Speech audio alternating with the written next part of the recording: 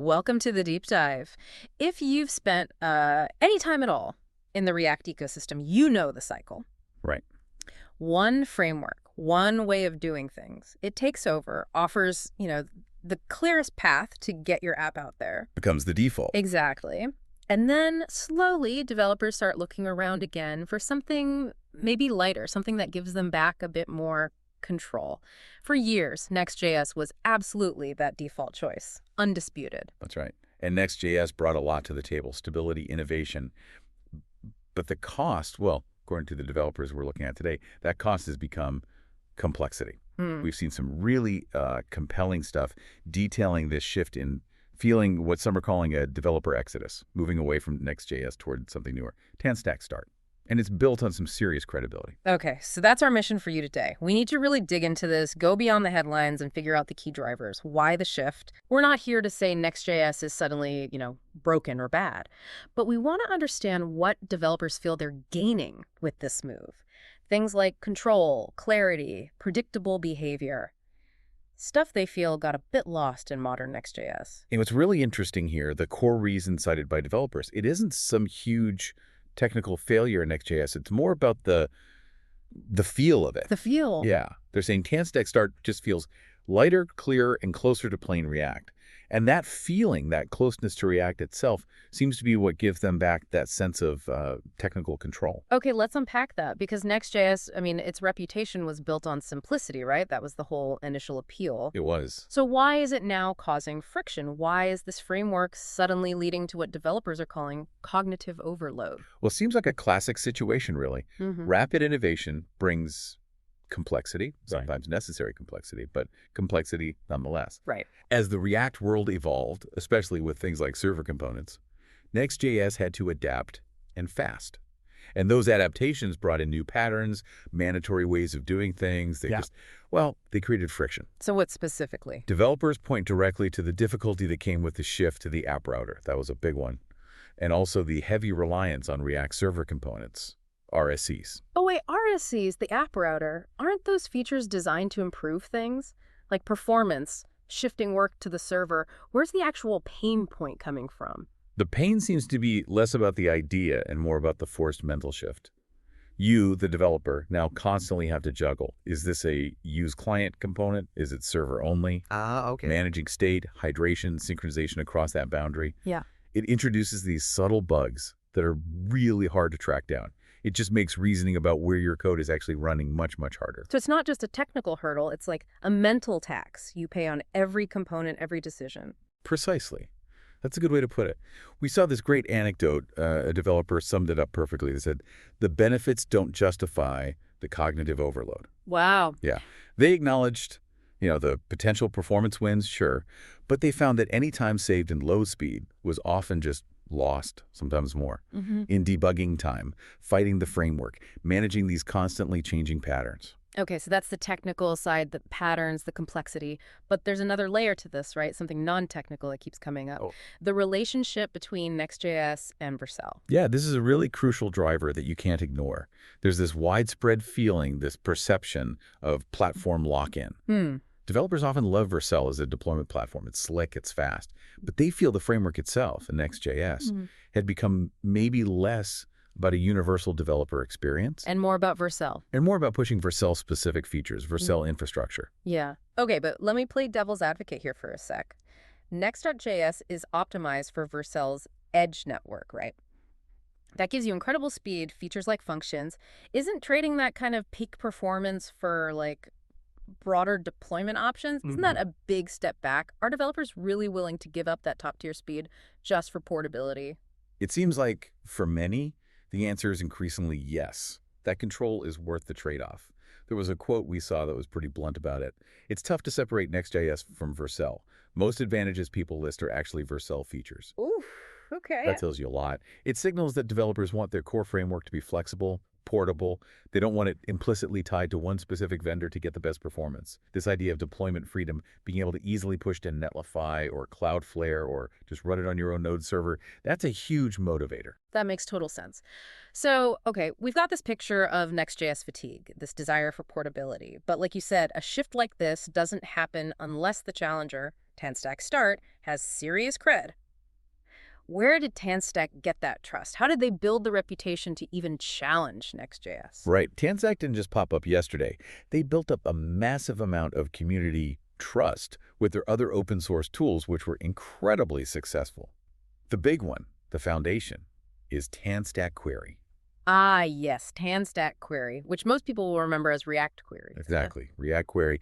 That tool was a game changer for how people handled fetching and managing server state in React apps. Oh, absolutely. It dramatically cut down the need for complex state management libraries like Redux, at least for handling data coming from the server. It just worked. It did. It made server state management really clear, declarative, mostly automatic. It handled caching, refetching, background updates, all the tricky stuff really efficiently. It just became the go-to because it solved a huge common problem without burying you in abstraction. Simplicity without taking shortcuts. So the promise now is that they're applying that same philosophy, clarity, type, safety, simplicity, without hiding how things work, to the whole full stack picture.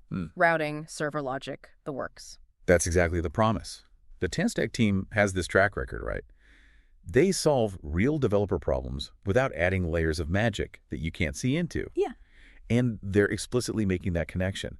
Someone said they did for routing and server logic what they already did for state management, made it simple, predictable, and type safe. Okay. So that existing trust, it's being directly channeled into this new full stack framework. Okay, that foundation sounds solid. So let's define the thing itself. For people maybe just hearing about this buzz, what exactly is TanStack Start, technically speaking? So basically, it's a full stack React framework, comes with batteries included.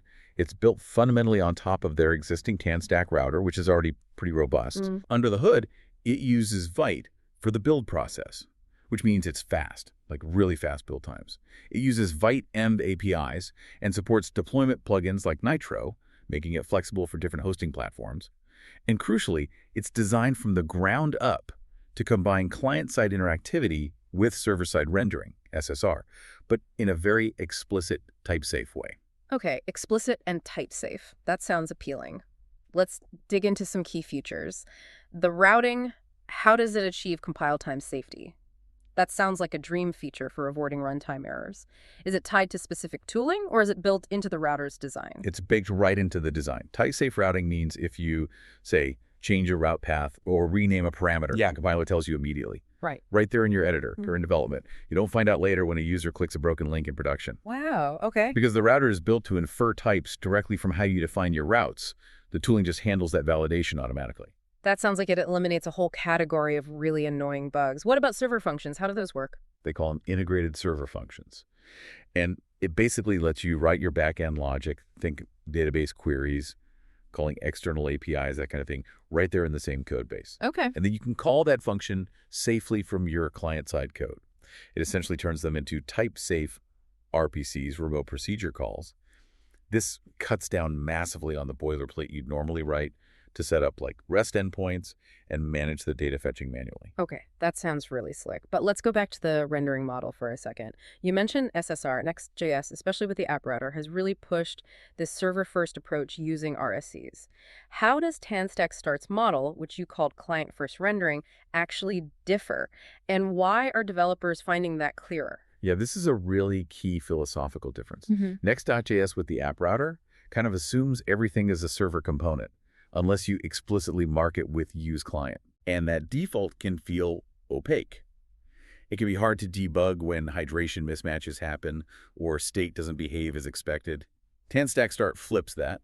It begins from a traditional client-side rendering baseline, like a classic SPA, and then lets you add server-side rendering for that initial page load performance boost. So you get the fast initial load from SSR, but then once the app hydrates on the client, it behaves like a familiar single-page app. Navigation feels like an SPA. State management is predictable on the client. It doesn't force you into managing those complex server-client boundaries constantly. Exactly. You get that explicit client-side predictability, which developers are comfortable with, while still getting the performance benefits of SSR where you need it. And because of this architecture, like the sources node, deployment is way simpler. It's not trying to reinvent React. It's giving you a modern, understandable foundation that works easily on Netlify, Cloudflare, Vercel, or just a standard node server. No fuss. This brings us to that philosophical split, doesn't it? The idea of magic. We talked about Next.js complexity, But the source material really hammers this point. The difference often comes down to whether the framework relies on hidden automatic conventions. That really is the core difference people are pointing to.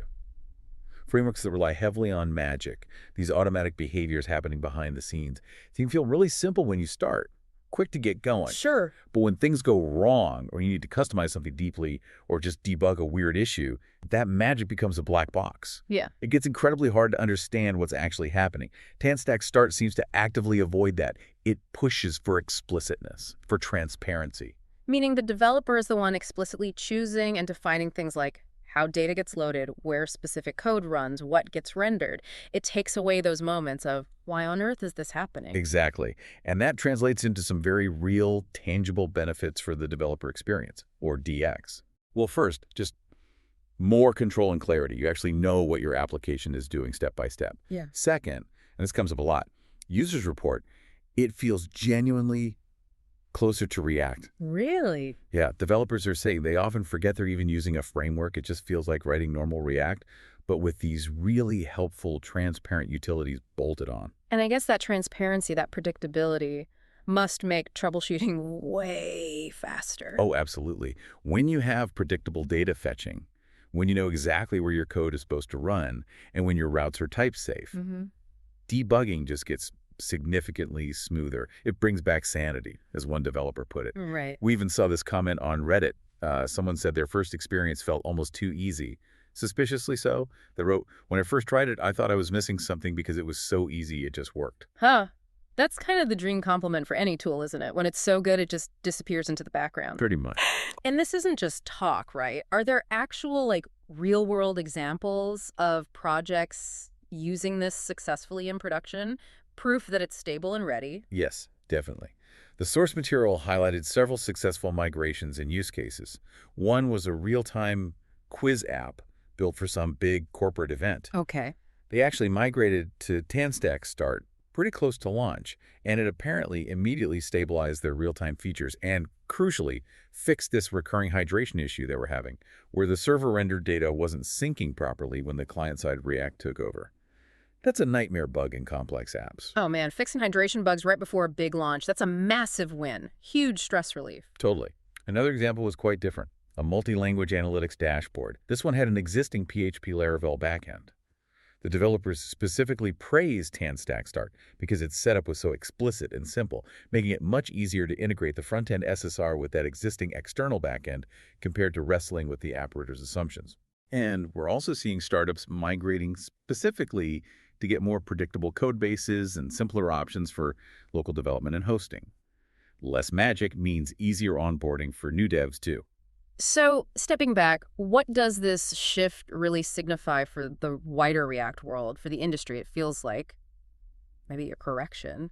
For years, it seemed like frameworks were chasing more and more automation, more abstraction, which often led down this path to complexity and, well, opacity, things you couldn't easily see into. I think that's a fair assessment. This movement feels like a strong vote in favor of clarity, type safety, and transparency. It seems developers are starting to prioritize understanding their stack over having the framework do absolutely everything automatically, even if opaquely. They want powerful tools, but not tools that dictate every single choice or hide the mechanics. Exactly. And that quote you mentioned earlier really captures it. TanStack brings back sanity. People describe the framework using terms like powerful without being heavy, modern without being controlling, and familiar without being boring. It hits a sweet spot. This has been a really fascinating deep dive. We're seeing established ways of doing things being seriously questioned. And the central theme seems crystal clear. Experienced React developers are actively seeking simplicity and clarity, choosing it over these complex, sometimes opaque abstractions that have dominated recently. Yeah. TanStack Start is still young, obviously, but the community's growing fast, the docs are getting better quickly, and that core trust from TanStack Query gives it a huge head start. Absolutely. And the source material we looked at ends with a really compelling thought, basically saying, if you ever wished React felt like React again, you'll probably understand why developers are leaving Next.js for TanStack Start and loving it. So the question that leaves for you, the listener, is maybe this. If the newest, most talked about successful frameworks are being defined largely by how much they don't feel like a traditional heavy framework, does that signal something bigger? Does it suggest that maybe the long-term goal for all our major tooling should be aiming for absolute transparency, minimal abstraction, and giving maximum explicit control back to the developer? That is definitely something to chew on as you're planning out the stack for your next project. Thanks for diving deep with us today. Thanks for having me. We'll catch you on the next one.